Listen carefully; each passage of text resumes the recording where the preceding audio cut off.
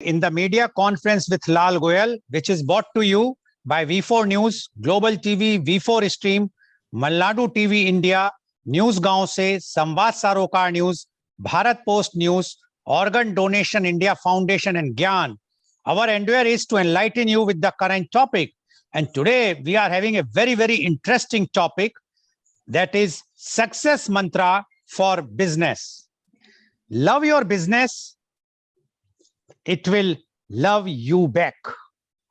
Your smile is your logo. Your personality is your business card. How you leave others feeling after having an experience with you becomes your business and brand. Business is the activity of making one's living or making money by producing or buying and selling products such as goods and services. Simply put, it is any activity or enterprise entered into for profit. Success in business does not have to involve complicated new techniques.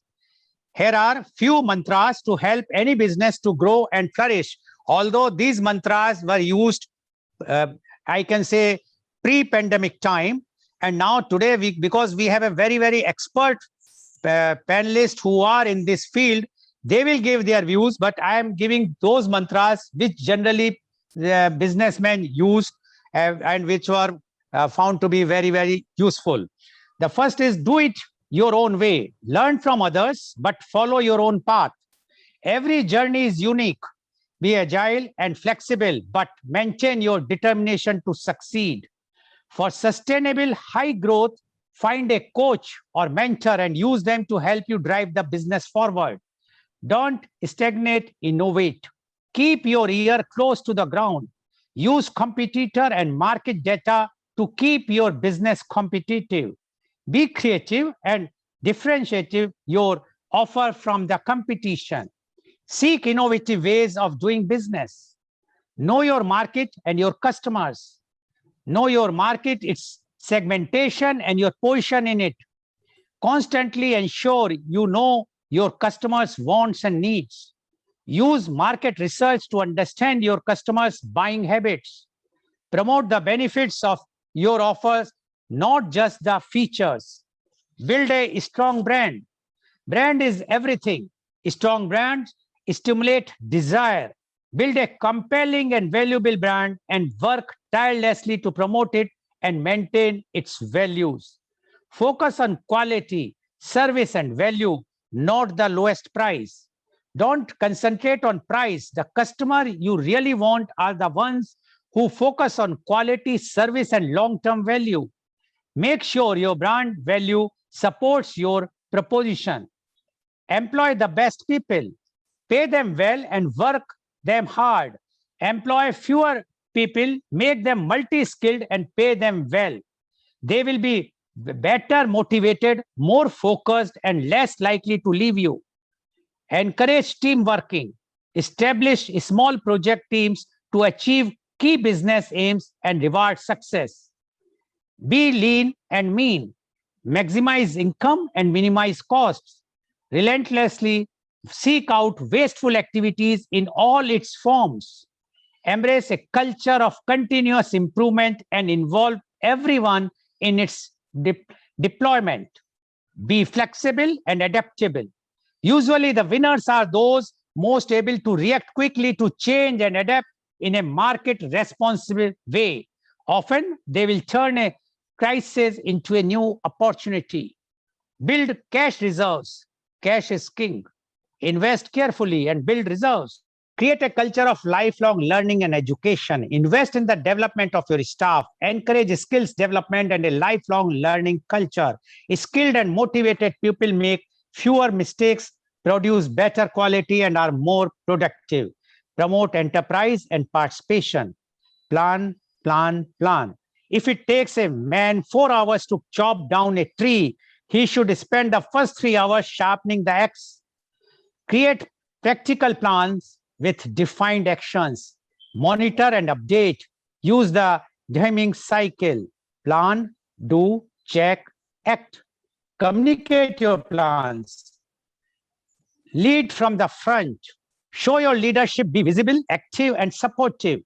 express a clear vision, show confidence and determination, develop buy-in to your plans for the business.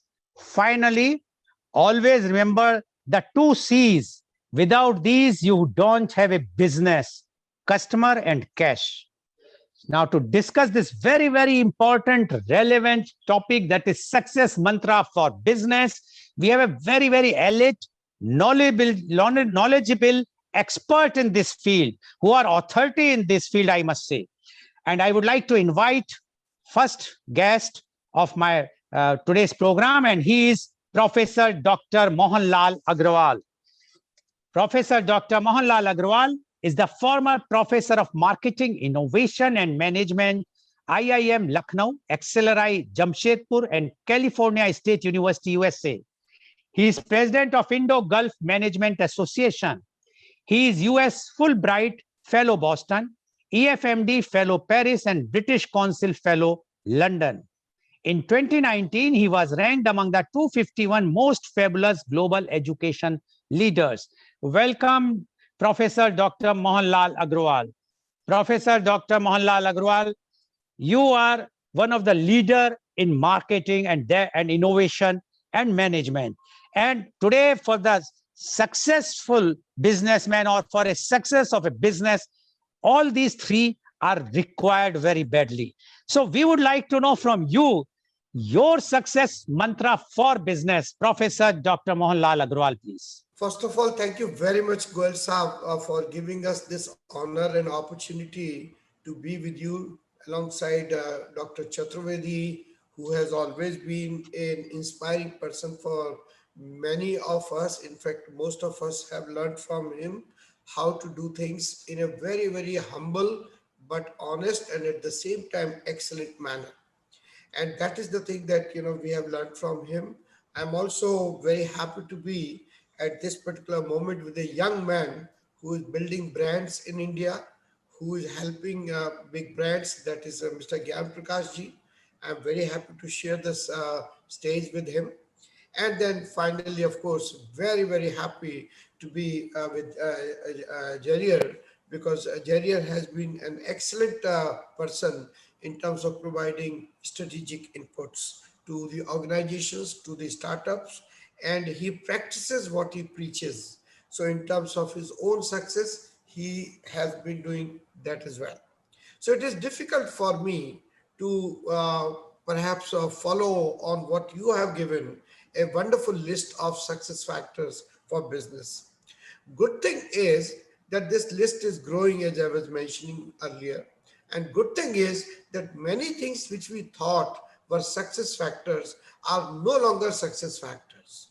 In fact, in one of the best books on management, In Search of Excellence, the authors have brought out this very fact itself, that the companies which were excellent at some point of time and just after a decade over, they either went down or they were not on the horizon at all. So which means that they were successful with certain factors and those factors became irrelevant, outdated, or less important in the next decade.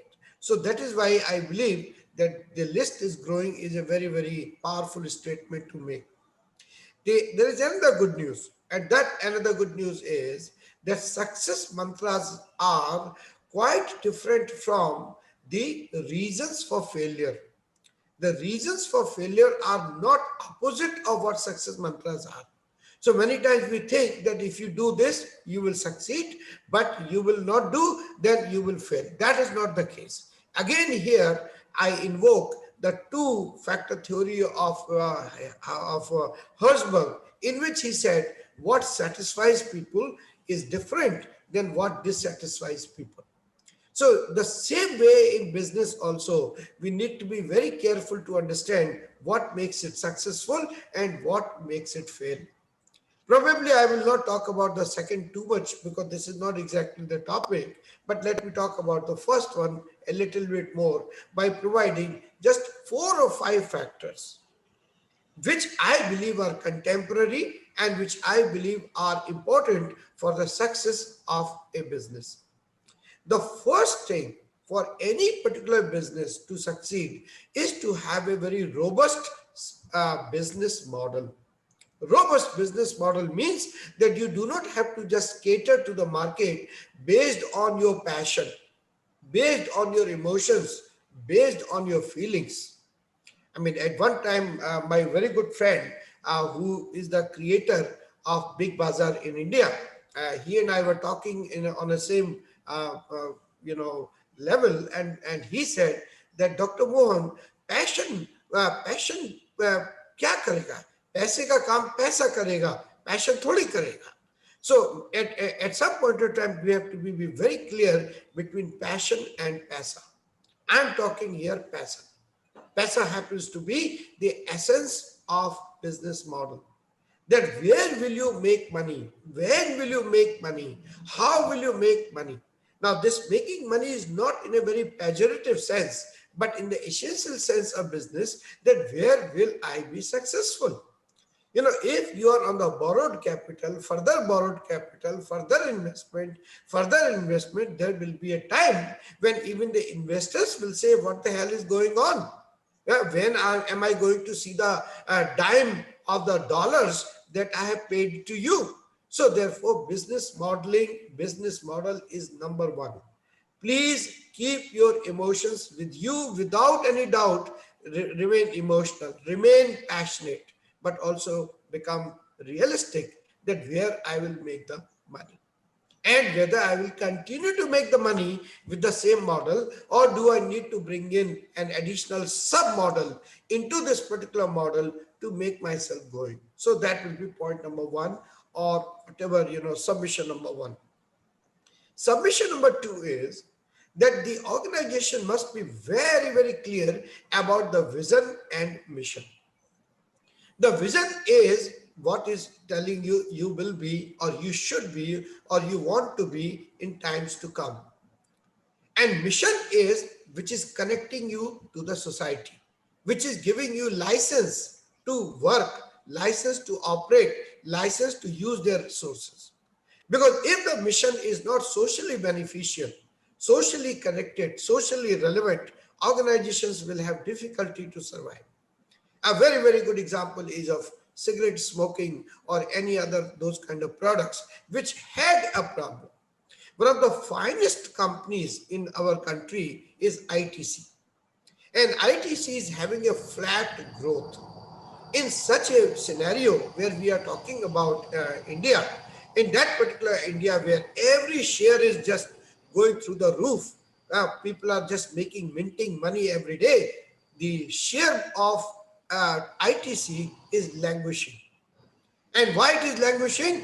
Because it is not able to connect a business mission with the society. People are still connecting with that. Of course, they have gone into variety of diversified activities and which are making money. But I assure you that particular money is nothing but a very, very small drop into what they make otherwise. So everybody remains worried about them, whether it is hotels, whether it is oil, whether it is consumer products like that. So this is the second thing I would like to say. The third thing that I would like to say for the business success is inspiring work environment.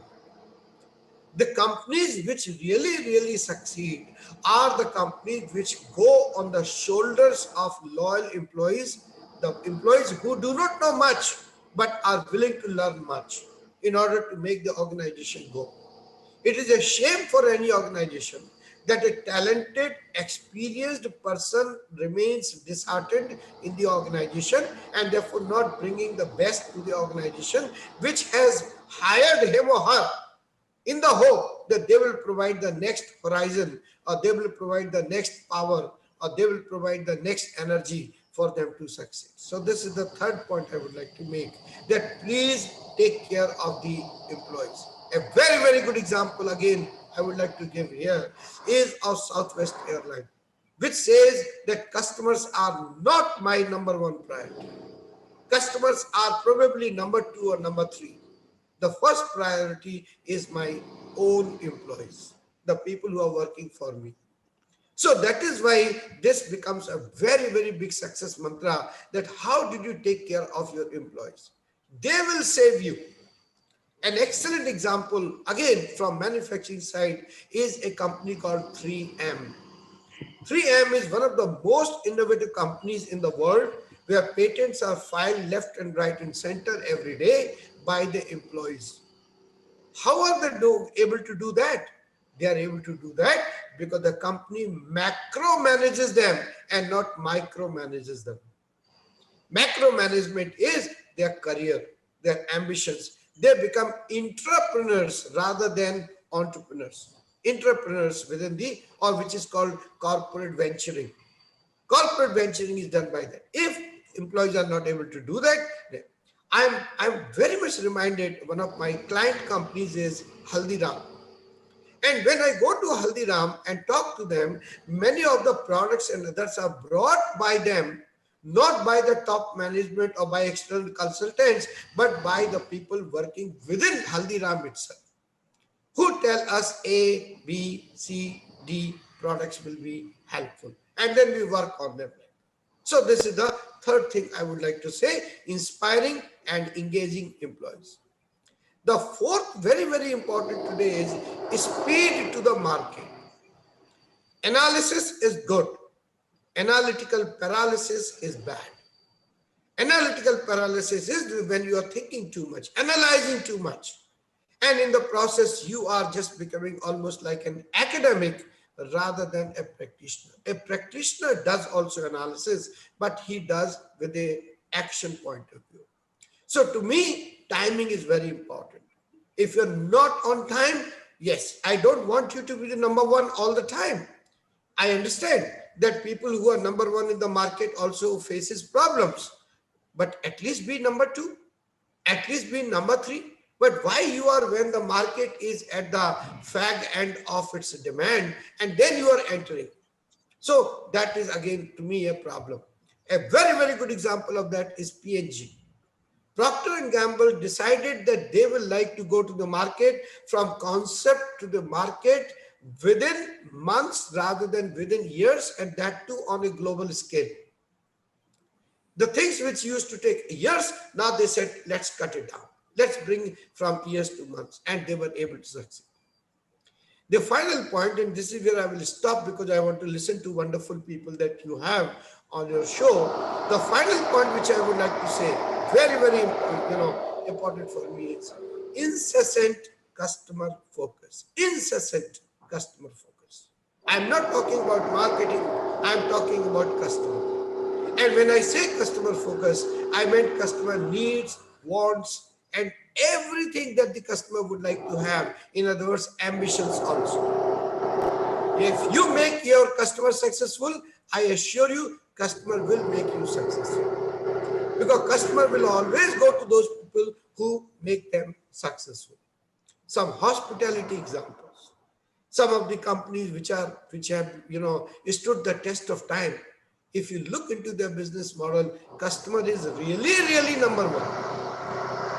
Like for instance, I very distinctly remember, and that is the story which I would like to say here very quickly, that when I was young, about 1978-79, I had gone to a conference in Pune to present my first paper there as a lecturer.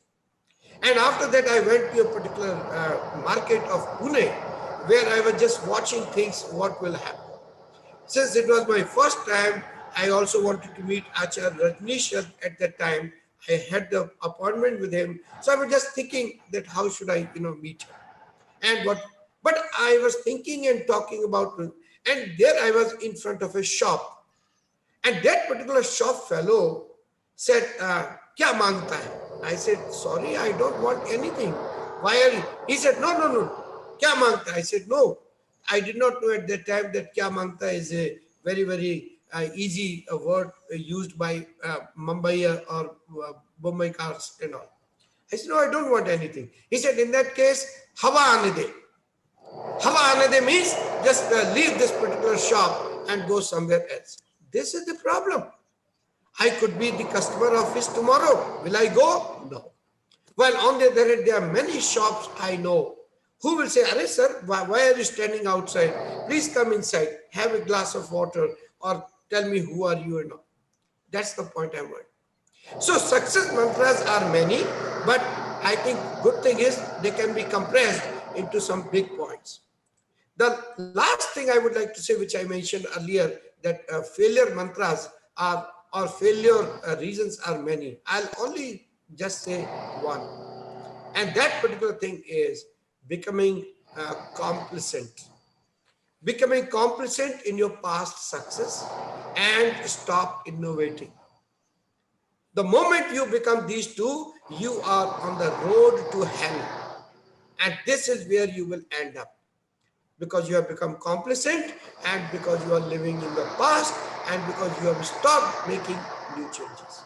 Thank you very much, Goel Sahab, for this opportunity. And I'm all ears now to listen to my colleagues. Thank you very much. Thank you very much, Professor Dr. Mohanlal Agrawal, for giving your very uh, expert views on this today's program. Professor Agrawal, please mute yourself. I think some disturbance is coming from your Yes, side. sir. So thank you. Now, what Professor Dr. Mohanlal Agrawal mentioned, few things which I would like to highlight. He mentioned about the 5 mantras. And he says that all the mantras are changing time to time depending on the situation. But the what one mantra which he says is about the robust business model should be there. He mentioned very interestingly, the money is the essence of success, not the emotion for a business. And he has given the example of Big Bazaar as well as ITC Limited.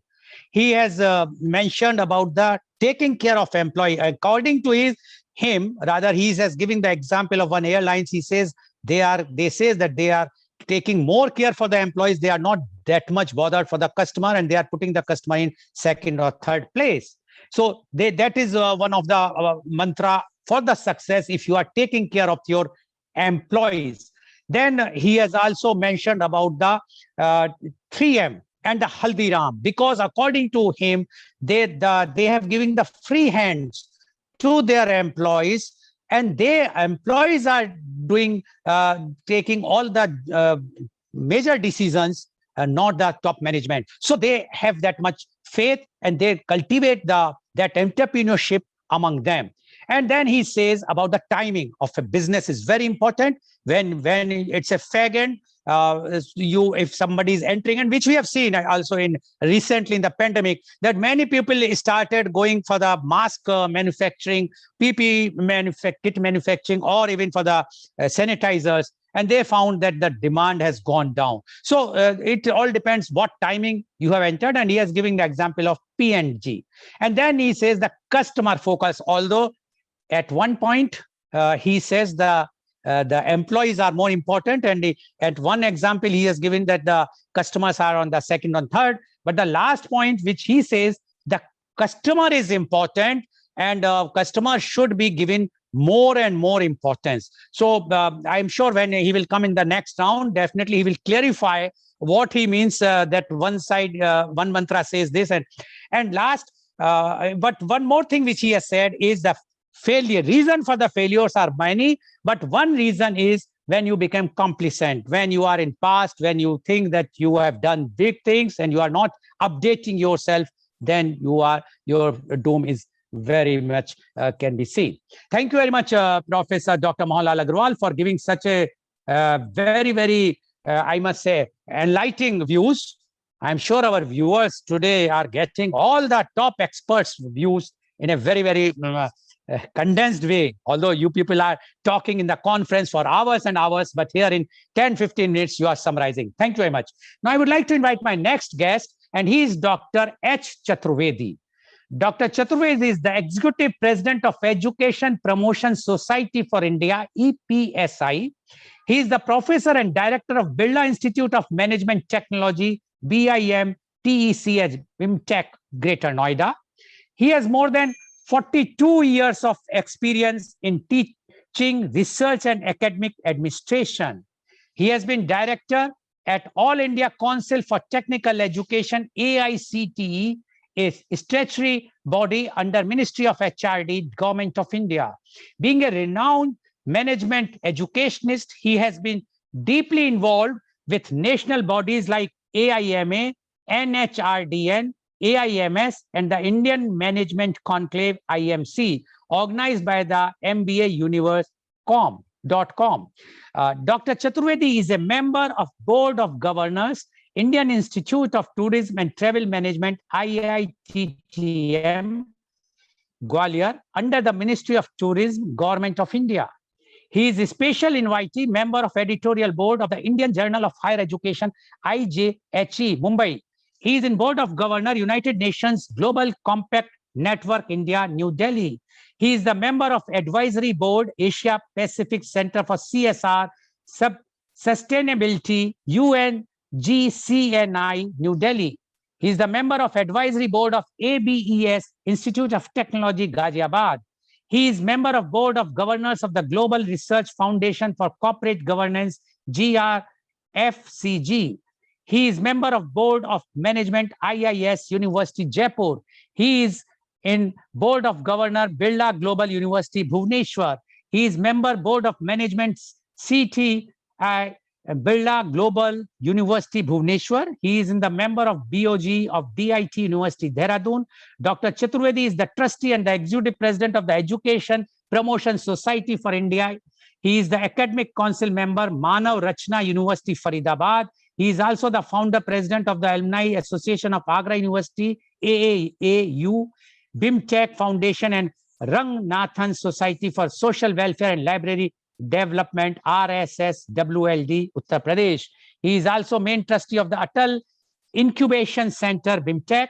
Dr. Chaturvedi has authored and edited 5 books relating to various challenges before Indian business, economy, and higher education. And his latest book is titled Quality, Accreditation, and Ranking, a Silent Revolution in the Offing in Indian Higher Education. Welcome, Dr. H. Chaturvedi, on our show. Dr. Chaturvedi, you have heard what Professor Dr. Mohanlal Agrawal has mentioned. Now, you being such a authority and you have worked in different places and you are very much associated with the top corporates and the government of India, as well as state government of Uttar Pradesh. And you have vast knowledge. Now, we would like to know your views about the success mantra for business. Dr. H. Chaturvedi, please. Thank you, Mr. Goel. And I am also grateful to my friend, Professor Agrawal, my fellow panelist, Mr. Gyan Prakash Srivastav, and Mr. Jareer. I'm really very delighted to join this panel because it is going to create a discussion between those who are practicing managers and practicing academicians. It's a good combination. I compliment Global TV and other organizers of this panel discussion. I would like to say that the secret of success in business, or should we say success mantra for business, lot of people have tried to know and find out the success recipe for business at global level. Particularly, it has been mentioned by Mr. Goel as well as Professor Mohan Agrawal. Very eminent research work has been done by Tom Peters and Robert Waterman in 80s. Their famous book, In Search of Excellence, which was based on their researches sponsored by McKinsey and Boston Consulting Group. The book so far has been sold 4.5 million copies. I think it must be one of the largest selling book in the whole world, particularly in management. And till 2006, this book was being quoted profusely by management thinkers because it has used the data to say anything about success mantra for business, about excellence in business. They have presented 8 characteristics of excellent companies. And I think Mr. Goel has done justice by mentioning all those 8 characteristics in the long list provided by him based on a survey of the literature. And I think some of the characteristics have been spoken by Professor Mohan Agrawal also. Then I think there have been some controversies about the genuineness of the data used by them. And this book lost its shine. And Jim Collins has come on the horizon to talk about the success mantra for business. And his two books are still very popular. First book is Built to Last, Successful Habits of Visionary Companies, published in 1994, and Good to Great, Why Some Companies Make the Leap, Others Don't, 2001.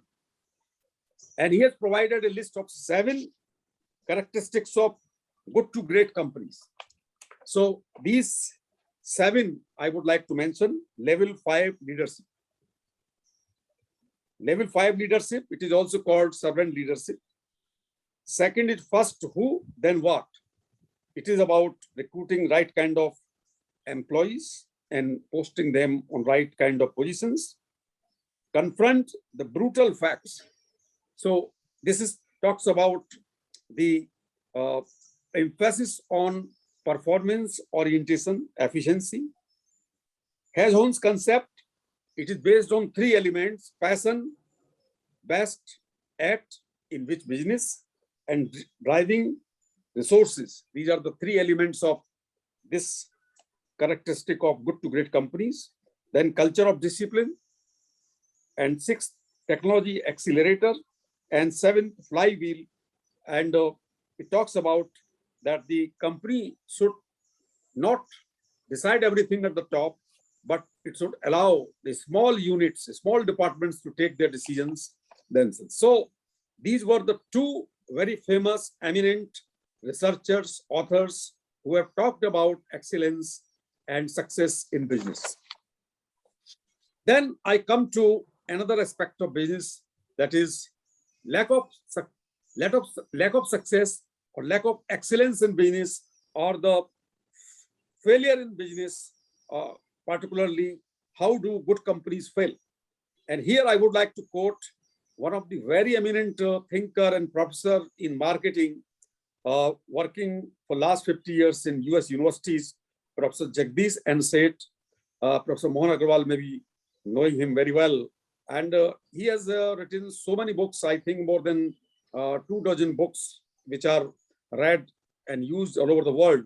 The one book I am referring, published in 2007, The Self-Destructive Habits of Good Companies and How to Break Them.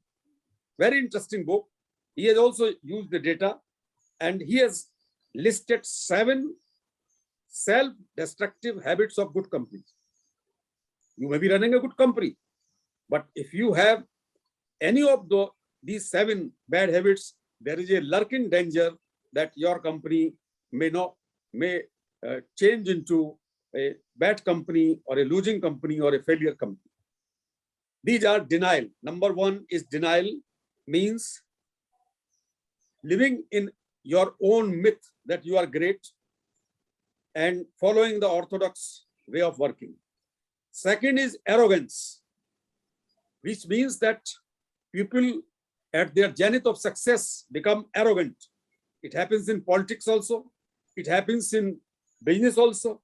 It happens in academic world also. So pride before the fall. People are not smelling that there can be a downfall very soon. So this is second, arrogance. Third is complacency. My friend Professor Agrawal has spoken about it, and it is like success breeds failure. So whenever you get success, you are faced with facing the failure. Anytime, if you are not aware about the potential of failure in every business, every moment of the life of a company.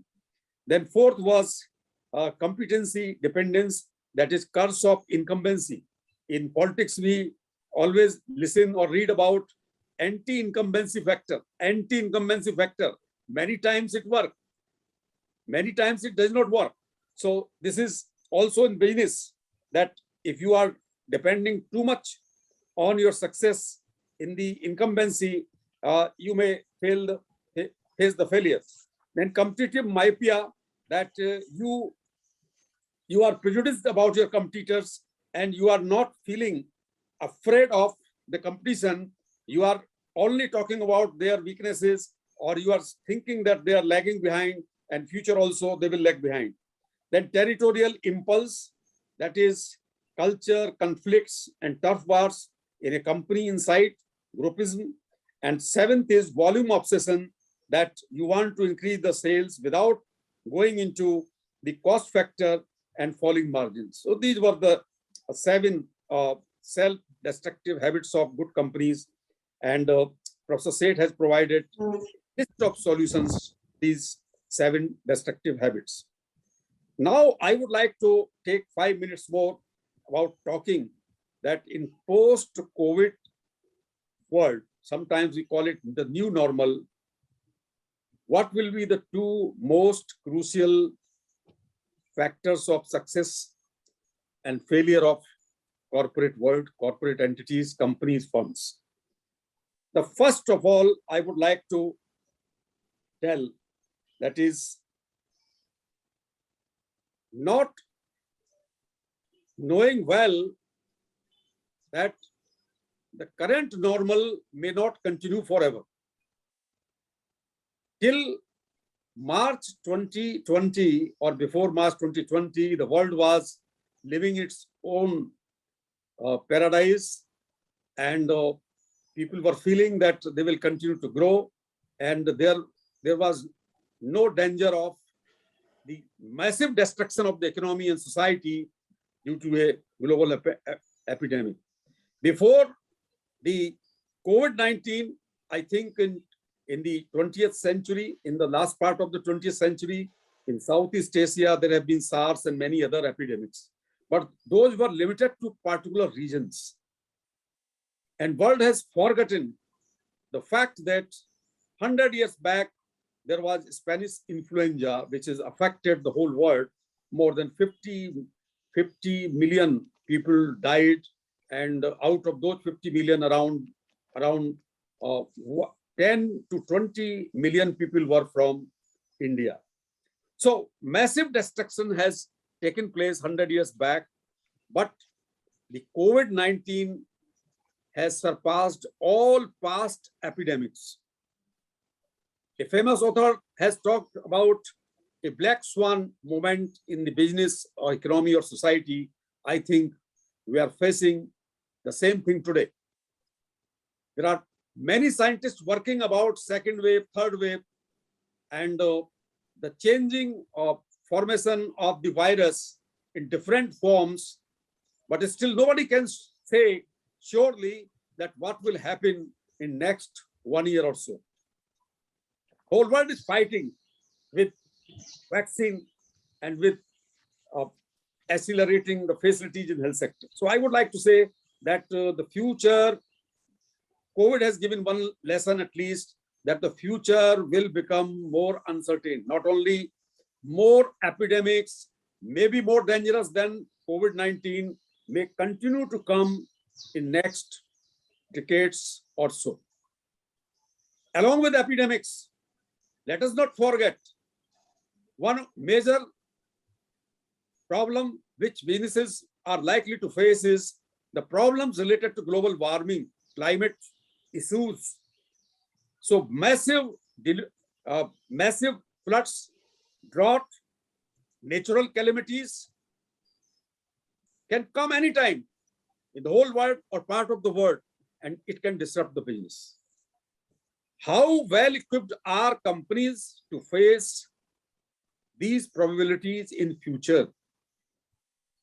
Based on the experience of COVID-19, I think companies in many sectors have been left with no option but to discontinue their businesses. One of the biggest hotel of Mumbai has been closed. Yeah.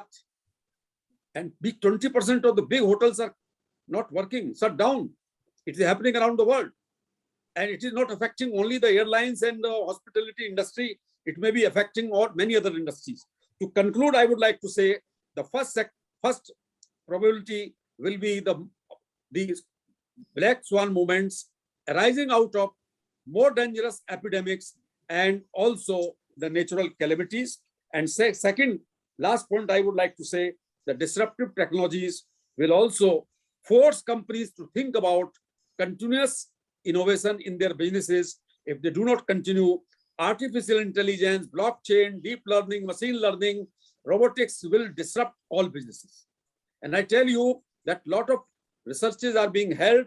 I would like to refer one famous thinker from US. His name is Vivek Wadhwa, who is known to me, and I have been following him, and he has been coming to India sometimes, but mostly he's talking in US business. His name is Vivek Wadhwa.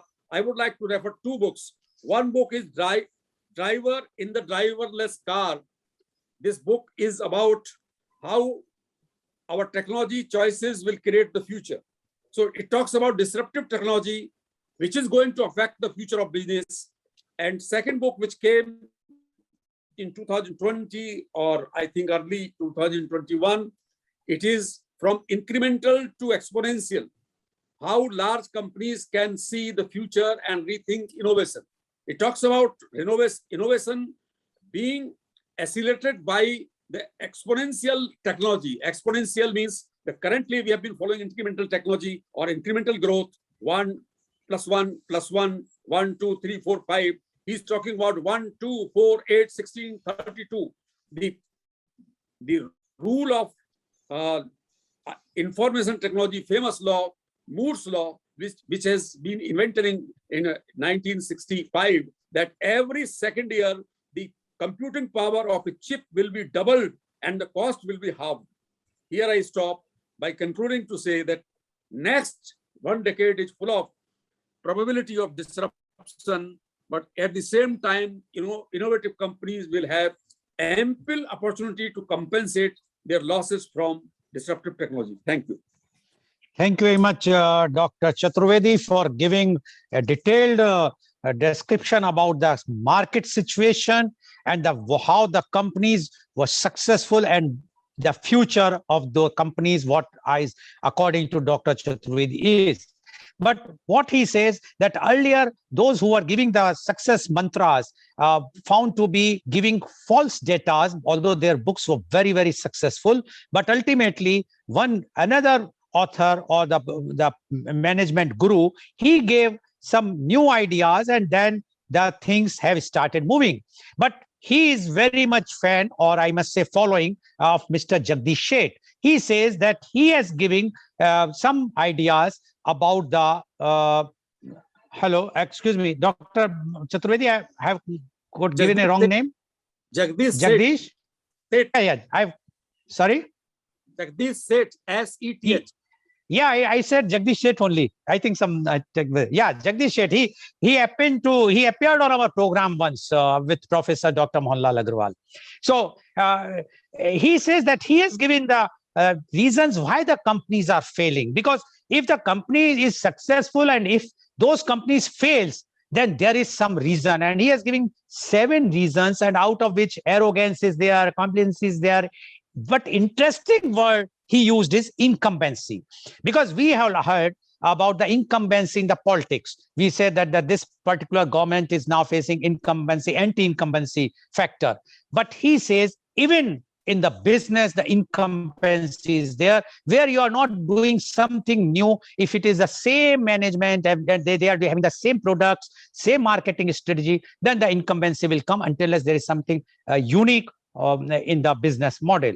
And he says about the future, because he is very much particular about the future. Because of the COVID, he says disrupting technologies are going to disrupt further. And he is seeing for next 10 years, the conditions are not up to the mark. Only those companies with innovative ideas who can overcome this disruptive things can come out, like artificial intelligence, others. So the companies have to change their mindset. They have to come with a new idea, innovative ideas.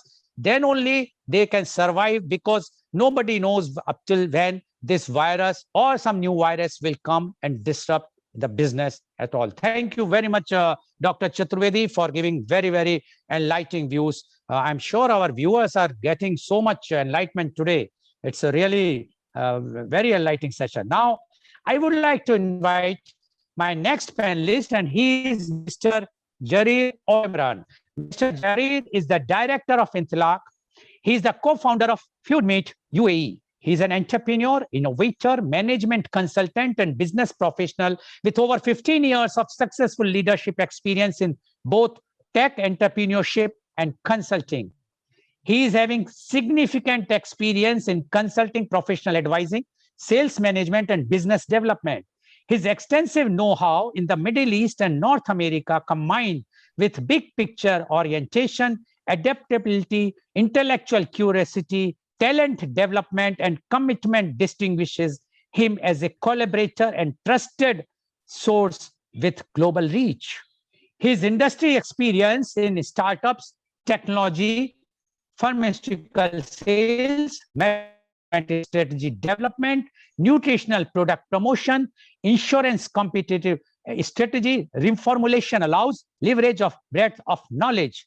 He is results and performance-driven leader recognized for teaming proactive urgency, professionalism, and integrity. His specialties are in e-commerce, real estate, management consulting, strategy formulation and execution, operational consulting, pharmaceuticals, nutritional products, medical devices, international marketing, Middle East sales, project management, etc., etc. Welcome, Mr. Jareed, on our show.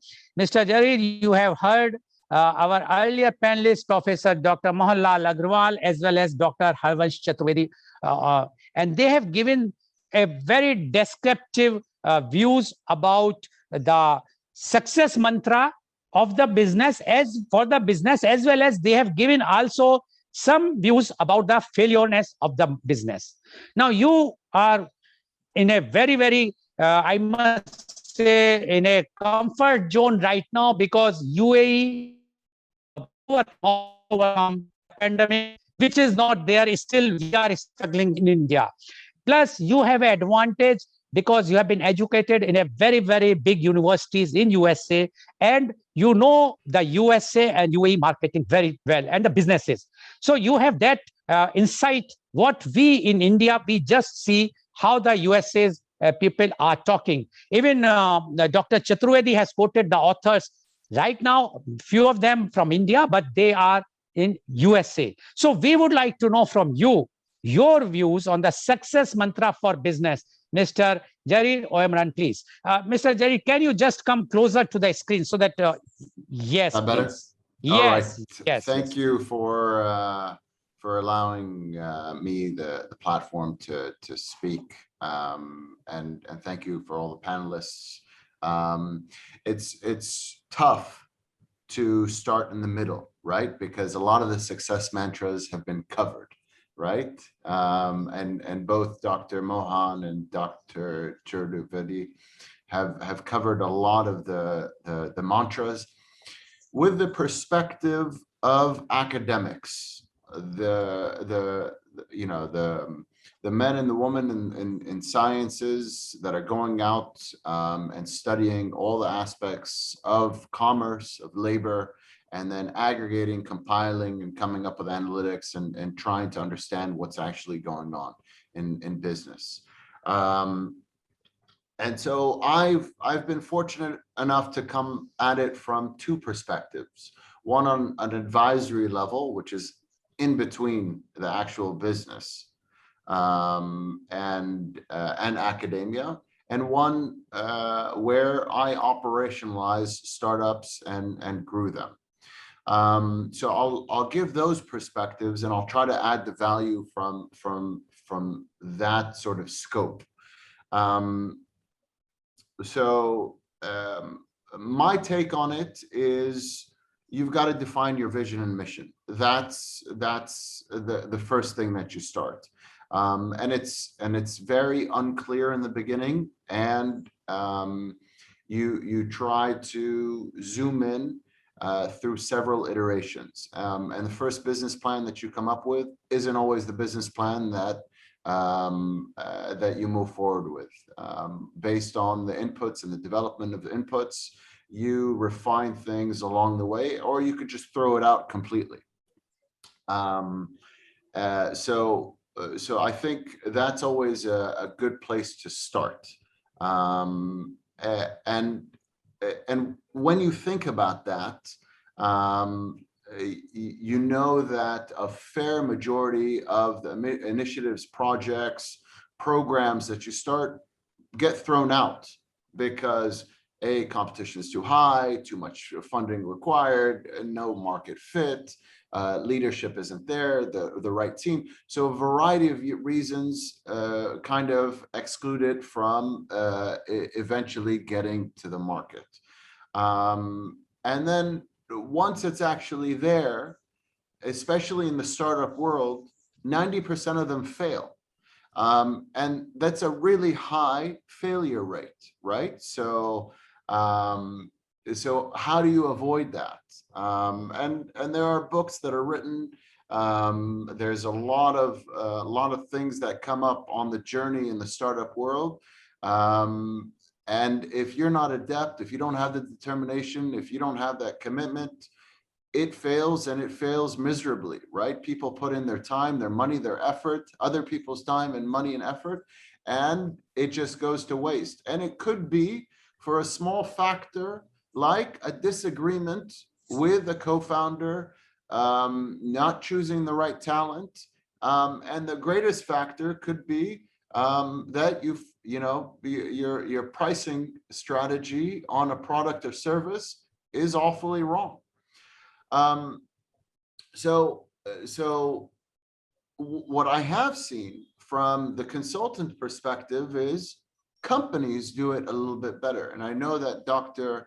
Chakravarthy touched on this a little bit, which is once you have the teams in the organization who are manned and skilled to know what works and what doesn't work, the chances of success are higher in comparison to the startup world. And that is a 75% failure rate. So you're talking about a 10 to 15% differential. So even with the right leadership, the right talent, the right project, the right whatever it is, and the right funding, there's still a high level of failure for a lot of these projects and these innovations that the corporate world, they themselves implement.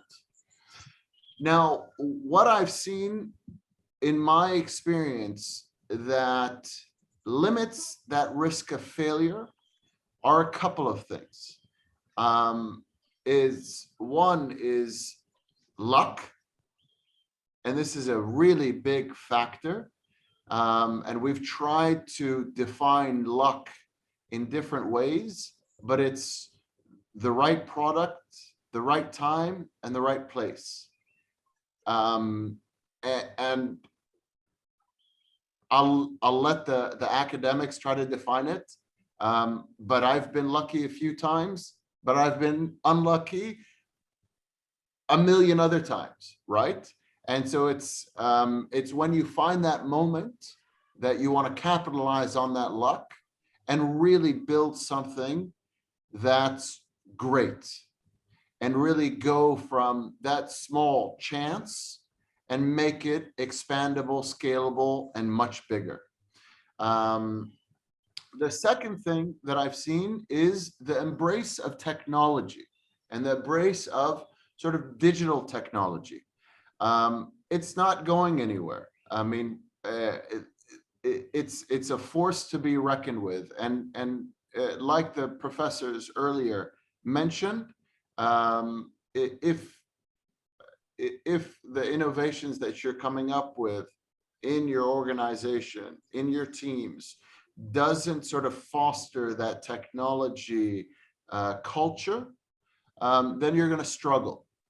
And you're going to struggle a lot more. So those are, I mean, those are the two bigger factors that I've seen, and I've had plenty of discussions around them. Now, in terms of what sort of frameworks we use in order to elevate our chances of success is, earlier in the conversation, talked about the vision and mission, defining the goals, having the goals at the corporate level and cascading them down to the different functional areas ensures a higher level of success. So what that means is, if the goal of the organization is to make money, then you bet that the sales department needs to align with that goal. Now, the KPI at the corporate level could be a P&L KPI, but the KPI at the sales department level is revenue. And the KPI at a department for operations would be to look at the expenses of the sales department. And so when you aggregate a lot of these KPIs, you can start seeing the connection. So I've worked in plenty of organizations where they've defined that vision, they've defined that mission, we've cascaded down all the goals, and we've made sure that the KPIs are interlinked through an alignment exercise. And an alignment across the organization isn't just a point that we talk about, it's a point that can be done scientifically. And so the better that we are at doing that as an organization, and the more effort that's put in from a performance management, ensures a higher level of success for these organizations. Even to the point of cascading down these KPIs to personal performance scorecards for each and every individual within the organization ensures that success. And it's not only about putting the KPIs, it's putting the baselines, it's defining the targets 3 months, 6 months, 9 months, a year in advance, and so on and so forth. So once you've got that performance management framework in place, and there's a compliance to it, and there's reporting, and there's a governance structure, and there's an open communication and dialogue between the team members, then you're at least from a management perspective ensuring that you've put the toolbox in place to see this sort of dream, this vision, this aspiration come more to light. I think I've taken up my 10 minutes. Sorry if I've rambled on for too long. No. It's a very, very enlightening and very interesting what you have mentioned. Thank you very much, Mr. Jared, for giving your views. And what he says that there are, because nowadays that time, and he says he's specialized in advisory level as well as for startups. And he says that right now, 90% of startups are failing. And he has given all the reasons for the failureness as well as, but he has mentioned few things which are very interesting. One is about the startups are failing because of the pricing as well as their team ability. And if your team is good, he says if your team has been done nicely, then definitely about that failureness reduced to 75%. That is about 15%. Your chances are less of failureness. So it shows that the team, the pricing, and many other factors are required as far as the success of the startup is concerned. But he mentioned one more thing, that is luck, and that is very important. If you have a good luck, definitely sometimes that in India at least they say that you touch the soil and it will become gold. So basically according to him also, the right product, right timing, right place. And one more point which he has mentioned is innovation to be the faster than the technology, because when technology is coming, you have to think fast what is going to happen and how you can utilize the technology for the benefit for the company. Thank you very much, Mr. Jared, for giving your very, very good views. And I would like to inform our viewers that today's program is also it's a courtesy of Indo-Gulf Management Association. Because we are associated, and Professor Dr. Mohanlal Agrawal is associated with us in this form, that he wants to bring those leaders, I must say the thought leaders, who can give their views so that the viewers would take the advantage. Otherwise, it's very, very difficult to get such type of eminent personalities and especially to talking without any charges. Otherwise, their charges are heavy if they are talking on a paid conference. Thank you very much, Mr. Jared, for giving your views. Now, I would like to invite my next guest, and he is Mr. Gyan Prakash Srivastav. Mr. Gyan Prakash Srivastav is the business head, North India, of Manyavar, Moe, and Tomeu. I am sure that our viewers are well aware about this brand. At least Manyavar, everybody knows. He was a former national sales manager, Lacoste. He was with Bata, Hushpis, Adidas, etc. in sales and consumer marketing. A dynamic professional with 11 plus years of experience in lifestyle, retail, and consumer industry. He is adept at business planning, integrated online, offline retail strategy, profit center management, sales leadership, operational excellence, and brand management. His proven skills are in franchise and key account management, CRM, and customer service excellence, business development, sales analytics, sustainable process, re-engineering bottom line growth, and managing cross-functional teams towards achieving organizational goals. Welcome, Mr. Gyan Prakash Srivastav on our show. Mr. Gyan Prakash Srivastav, you have heard our earlier panelist, Professor Dr. Mohanlal Agrawal, Dr. Havansh Chaturvedi, as well as Mr. Jarir. And they have given their views, very clear views about the success mantra, as well as why the industry, the business are failing. You is it's a successful story because the brand which you are marketing in a very, very big head, and the business head, you being the business head of North India, which has, I must say, that changed the cult of the wedding in India. I always give credit to my very good friend, I can say, or very great personality, Saroj Khan ji, who has changed the wedding scenario in India because of that one movie and their dances, Hum Aapke Hain Kaun. And that, again, the Manyavar has taken on a new height because the dresses which has come and which we have seen in many of the Karan Johar's movies and other movies, how the dance sequences, and now it has become a very, very common thing to wear kurta pajamas and jackets and the shawls. Even those oldies like us are forced by the young generation to wear those things. Otherwise, you are not invited in the Sangeet program and many other programs. So you have changed the culture. So this is also a success mantra. But definitely you would like to know the success mantra of our business. Mr. Gyan Prakash Srivastav, please. Thank you so much, Mr. Goel, for this esteemed platform, first of all, sharing with so many eminent personalities right now, Dr. Agrawal, Dr. Chaturvedi, Jarir, who has been so much experience. So already I've seen most of the things that have been covered. For me, if I'll start with the success mantra here and taking out with the root cause of the business, it's two questions which comes ahead. Do you really know what platform you're serving, or probably the market you're serving?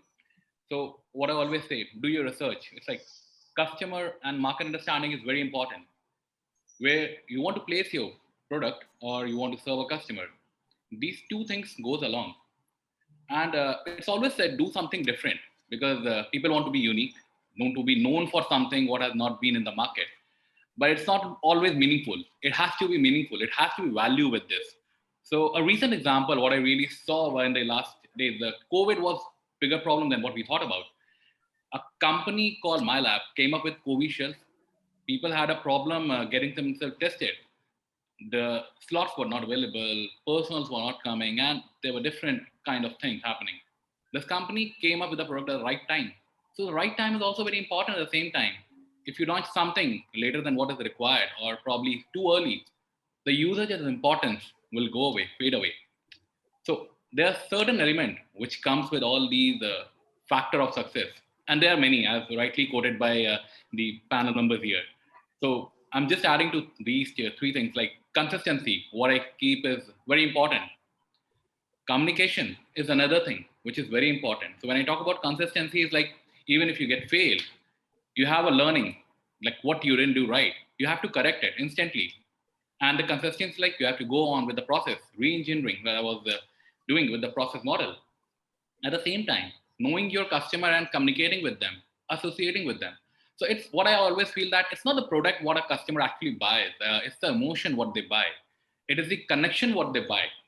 And which is the more important thing, which make you relevant to the market. So if I'll talk about my own brand, we celebrate things and we give a reason to celebrate with our cross. And if we talk about the people of all the generation, we have a part with every person, every individual. And that's how we try to connect with them, talking to them via digital media or maybe via ad. So Even if there wasn't a media, if I talk about 10 years back line, brands were communicating to the people by a different medium. So the first thing what comes in place is the newspaper, and the other channel of medium is like news editorials. Then there was other thing which was more eminent to us is the sales personnel. So we talk about a lot of brand ambassadors. As per my knowledge and my experience, what I always say, my brand ambassador is the person who is selling my product, because he's the one who is endorsing it. He's telling you more about accurately to use it, or you can say, what is my right positioning. He's a person who actually suggests you. He just not influence you. A person who is standing in a store is also a person who is telling you that what all you can do with my product. It's just not one use. It can be multiple things. And when you talk about any business, your association becomes very important, because a repeat customer is always a very important source of revenue. He's also a person who endorsed your brand to the multiple people. If you talk about right now, you just praise my brand. It's really a great gesture of yours. And that's the way we always want to be connected. That's how we keep in the business. We keep up in the show. So for me, the success mantra is all about connect with the people. And it's just not one connect. It's the consistent connect, which I always like to do. If the connect goes down, definitely I will not be there. So I have to keep on innovating as well. And it's not innovating, actually. It's not just innovation. It's an initiative as well. So any business which comes up is always comes up with the problem. So when we see a problem, there's a solution to it. And whosoever take forward the solution, the initiative to solve it, that's the person who's been remembered for. And that's how we buy a product. So what I also see is like, we don't buy some kind of product. It's always a solution. We want to wear something in occasion, and I want to wear something special. So I'll go to a store and I'll buy it. I have a sore in my foot or probably in a body. I'll just go and buy that product and I'll get the solution. That's how you're being relevant to the people around. And at the same time, if I'll talk about the presence is very important. I'm talking about my brand, and if it's not present around you, my source of revenue will also go down. So location becomes that very important. I have to be visible enough to the people where they can reach, where they can approach me, buy me, be it online or an offline. The pricing is one of the factor there, and these all element brings a good brand or a connection, or what I can say, a relation. And if I talk actually about the Indian consumer, we have gone so far ahead with digital technologies and everything, but still there's a human touch which comes in the stores, which actually comes when you talk to a customer care. You get a solution online. You have WeChat, you have WhatsApp. So like a person who developed WhatsApp, he saw a problem that people want to communicate freely. He started WhatsApp, and they started engaging people. But at the same time, even if the message is going on, if you cannot see me, you cannot talk to me, you will not feel that connect. Next time in India, if we'll talk about, we go to a showroom and talk about the same person, that, okay, I was served by this random person, I would like to get served with this only. And that's how this business goes on. And that's the only mantra. And what I also feel, just listen to the people. Your business keep on growing if you actually listen to it and processing it. Take rightful decision by listening to your customer, because your customer is the person who gives you the right mantra every time. This is what I'm looking at. This is what I exactly want to do something. Even you talk about any store, sometimes people come back and say, I couldn't able to find your store. He's telling you about your location is not right. Sometimes people become too complacent. And what the failure mentioned by there, but it's not only about complacency, it's about taking the right decision. Your profitability comes with that. So you have to take a rightful decision when you have to choose a location as well. The rental is very much directly attached to it. So it's all the element, but these all element is in front of you. It's the listening. It's all how you process it. That's how it goes along. And the list goes on. Definitely, there are many things to be covered, but these are just what I really got. Thank you so much. Thank you very much, Mr. Gyan Prakash Srivastava, for giving your very, very practical views, because you are dealing directly with the market. And I will just highlight one or two things. He says that continuous research is required, the marketing research, what is required by the customer, what is the need of the customer. And he said one should be different. You should not be the whatsoever is the tradition. You have to come out with something. Even if you are using the tradition, you should be having something unique. And he has given an example how one should come out he's giving the example of my lab there about the COVID testing, which is very, very difficult earlier. We all faced, but then they have come out so one can get the testing done at their own house without any problems. He says about the consistency, timing, communication. And one very important point which I would like to highlight is the emotion. The customer is not buying the product, but he's buying the emotion.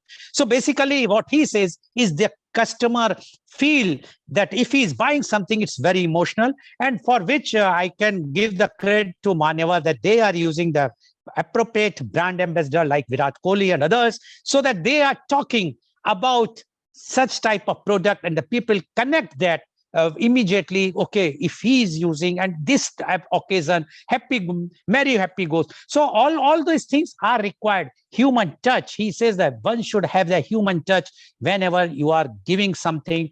And location, all many factors are there one has to see when you are doing this business, and one has to be successful. Thank you very much, Mr. Gyan Prakash Srivastava, for giving your views. Now I would like to ask first some question, although I am nowhere, I am not standing anywhere in front of these legends, but anyway, I will try my best to ask something so that they can enlighten more. My first question goes to Dr. Harvansh Chaturvedi. Dr. Chaturvedi, you have seen the era when the corporates were managed very closely, where there is a private organization like a private company, private business. You have seen that era. And you have also seen the era when now it's a totally professionally managed. What difference and which is better? In pandemic, we have seen even many those who are professionally managed, they fail. Like you have given the example of the hotel in Mumbai, a 5-star hotel, Hyatt. And we have even seen those who are very closely held, they succeed. But people have different views. We would like to know, as your expert views, the professionally managed or the privately managed, what you say about it? You have put up a very tough question for me, but I would like to submit that the Hyatt Mumbai hotel has been closed due to inability of the promoters or the chairman of the board to invest some amount of money to pay the salaries of the staff. Some other big hotels are being run in spite of the losses. So it is the policy of a family business run hotel or a professionally run hotel. If they have the long-term vision means when you are you are not earning profit, you are incurring losses. Who should take the responsibility for your staff and employees? I think no organization can grow in future if during crisis time they simply lay off their employees, and when the good times come again, they call them. So I would like to say that be it professionally run or be it family business run enterprise, they should be far-sighted and they should have a vision as has been enunciated by Professor Agrawal. So I would like to say that any company, and here I would like to just narrate the example of company Kodak, which is talked a lot in management literature, that Kodak once used to dominate the whole world. It started in 19th century. In 2011, it incurred losses of 1.5 billion per annum.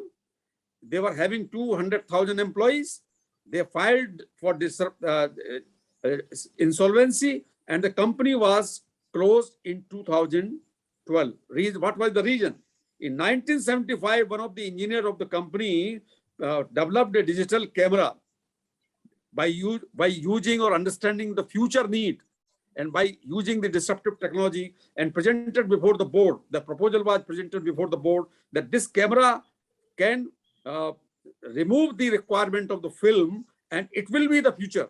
But the board thought that it will kill their film business, Kodak film business, and why should they do it and kill their business? So they decided not to manufacture the digital camera.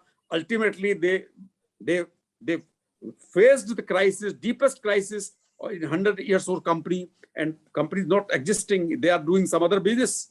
So I think any company has to understand not only the disruptive technology, they are also supposed to understand a big shift is happening from shareholder capitalism to stakeholder capitalism, that every company needs to understand the need of the society, not during only COVID. But every time you have to understand, Unilever can be one example. For 100 years, they are selling Lifebuoy, and Lifebuoy is a soap for poor people, hygiene sanitation, developing hygiene sanitation for poor people. Similarly, every product should be sustainable. Any product which is creating crisis for climate or for the ecology or for environment, people will boycott. Okay. Thank you very much, Dr. Chaturvedi, for giving your views. Now, my question goes to Mr. Jarir. Mr. Jarir, you have spoken about the startups. My question to you is that, it's a fact that 90% startups are failing. Still, there are fundings are coming.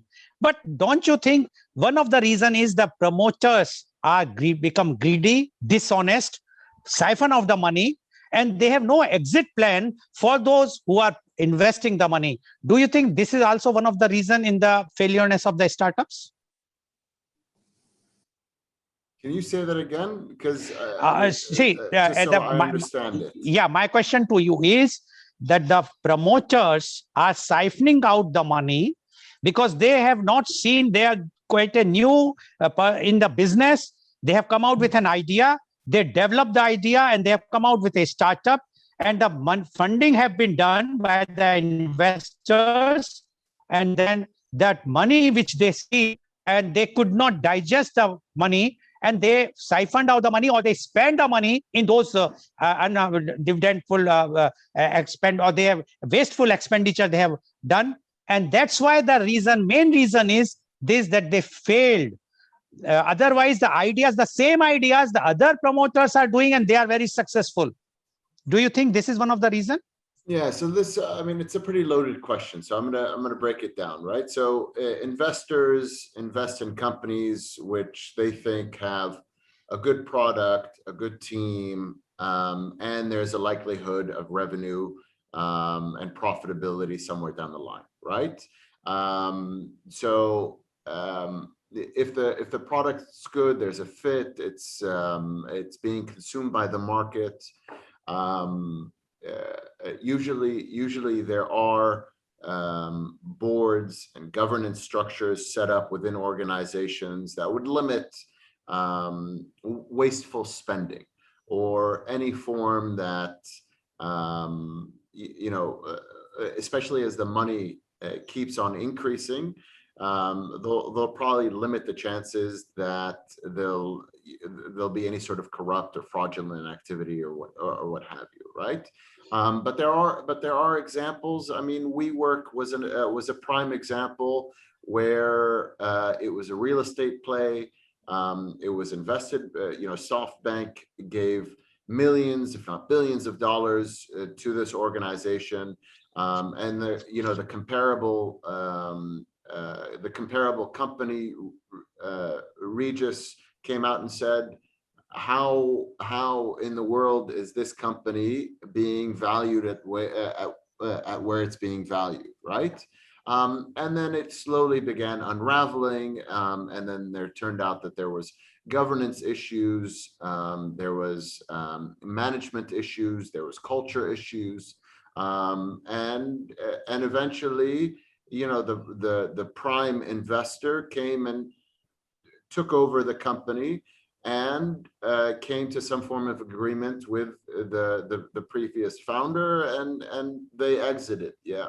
So I mean, there are examples where things went well. There were active investors. They put in policies, procedures in place to protect their investments, and then there were other examples where it didn't. But then you look at other sort of the ride sharing apps, like the Ubers and the Didis and the Lyfts, for example, where there wasn't real profitability for a while, and they were just spending, right?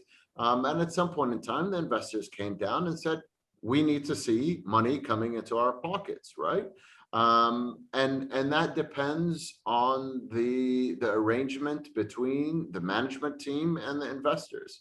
So pretty complex that we're dealing with, but it does go back to that relationship between the investors and the management team. And I based on my personal recommendation, what I've seen is the more that the investors are active in the success of the business, the higher the likelihood of success, provided that the relationship stays professional. Shouldn't be friendly, shouldn't be hostile, but it should be an open, transparent dialogue between these two groups where the agendas somewhat match.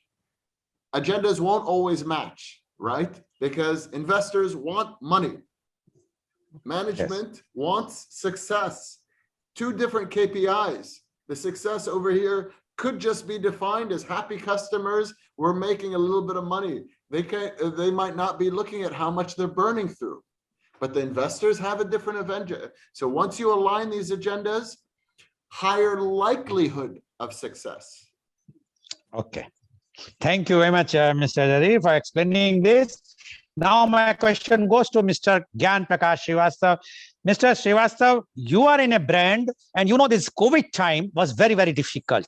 Now, what is your success mantra? Because we have read yesterday only, I think the news is that the Gap, which is one of the very leading brand, has to close all outlets in UK. And many other outlets have been, all the fashion, all these types of are closing down. So what is the success of Manyavar or your brands in this time, in this pandemic time? So because success, fine, pre-pandemic, you have explained, but during the pandemic, what is the one success mantra which you can explain in 1 minute time? Sure, sir.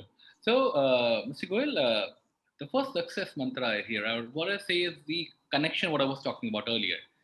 When you connect with the customer, your customer come back to you. And even in the recent time, if you see, things have definitely got shifted, but it wasn't cancelled anywhere. So if you talk about the wedding got shifted. It never cancelled.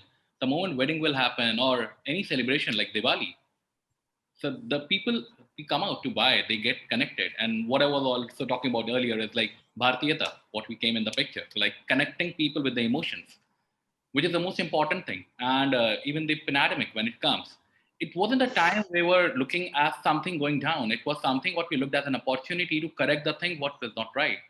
So we are opening multiple stores right now. People have said that they have gone offline from the offline, probably, as I'll say. From the retail, they are coming totally online. But I think that's what I was saying. Human touch is not going to go anywhere, because when you want to come out in India, people take shopping as a pleasure. They come out as an outing. They celebrate. So that's the time what they look out. And when they come to the store, so we try to create the environment. We try to bring that culture up. For that, we also ensure that our employees are treated in the same way. What earlier said about that the employees are a very important tool, and definitely. Okay. Right. Okay. Thank you very much, Mr. Srivastav. My last question goes to Professor Dr. Mohanlal Agrawal. Are you there, Professor Agrawal? Yes, I'm there. Okay. Only thing was, that I was having a difficulty with the construction site. No. Just 30-second answer. Do you think in all the success of businesses, government of the day plays a very, very important role? We have seen how Alibaba story. So do you think this government plays anywhere in the world, plays an important role for the success mantra or success of a business, for the business?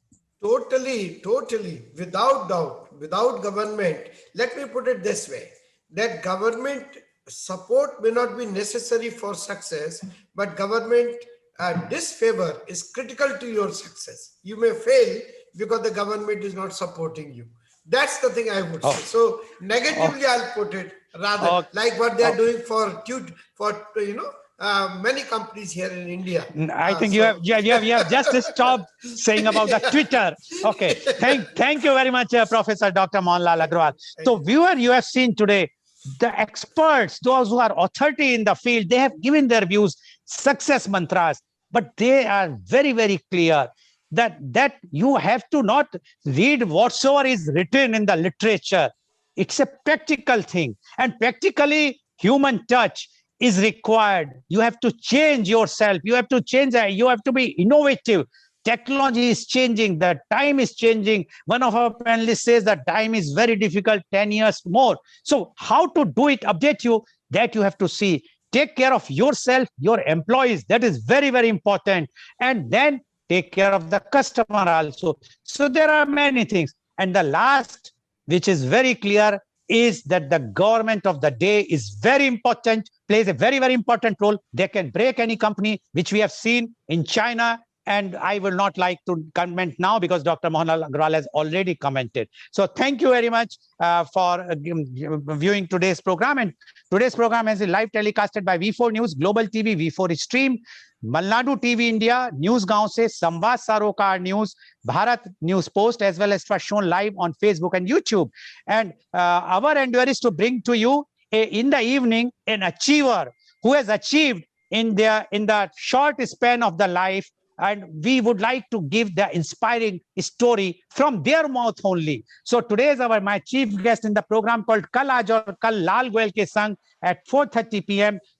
My chief guest is Mr. Rajesh Bhatt. He's the associate producer of Bajrangi Bhaijaan. He has the same movie which has created a very, very which has a very successful story, has become a story in the Bollywood, how the movie, and it has not only were commercially successful, but it was also successful, bringing two countries, enemy countries, closer at that time. And he is also the proprietor of Messrs. Rajesh Bhatt Production from Mumbai. He will be joining, and he is narrating his own life successful story, how he has achieved so much. So please tune in at 4:30 p.m. for Kal Aaj Aur Kal Lal Goel Ke Sang. Thank you very much, Professor Dr. Mohanlal Agrawal. Thank you very much, Dr.